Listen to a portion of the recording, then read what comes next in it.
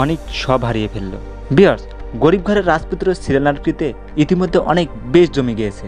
আপনারা তো নিশ্চয়ই জানেন যে গরিব ঘরের রাজপুত্র সিরিয়াল নাটকটি ইতিমধ্যেই 9টি এপিসোড আপলোড করা হয়েছে। আর বন্ধুরা, এই 9তম এপিসোড দেখে অনেকের মনে একটা ধারণা, অনিকের কি তাহলে সব শেষ হয়ে যাবে? অনিক কি সব হারিয়ে ফেলতে যাচ্ছে? অনিক ইতিমধ্যে 2 নৌকা পা দিয়েছে, 2টা বিবাহ করেছে। একটা হচ্ছে মেঘলা, অপরদিকে হচ্ছে বৃষ্টি। মেঘলা তো জানতেই পারছে যে অনিক আরও একটা বিয়ে করেছে শুধুমাত্র টাকার জন্য। তাই তো মেঘলা অনিককে ঘাড় ধাক্কা দিয়ে বাড়ি থেকে বের করে দিয়েছে। কিন্তু বন্ধুরা, অপরদিকে বৃষ্টিও আবার এই বিষয়টা জানতে পারছে।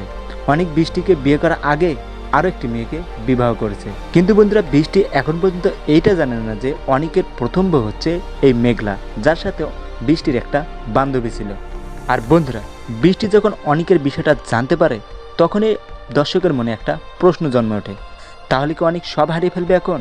বেসিক্যালি বন্ধুরা, আমি ঠিক বুঝতে পারছি না অনিক সামনে আসলে কি করতে যাচ্ছে, কি বা উত্তর দেবে বৃষ্টির কাছে। অনিক তো ইতিমধ্যে মেঘলার কাছ থেকে দূরে চলে গিয়েছে, তাহলে কি অনিক এবার বৃষ্টির কাছ থেকে দূরে চলে যাবে? আর যদি এমনটাই হয়ে থাকে, তাহলে তো অনিকের সামনে আরও মহাবিপদ। কারণ যে কারণে অনিক বৃষ্টিকে বিবাহ করেছে, আর সেটা একমাত্র হচ্ছে টাকা।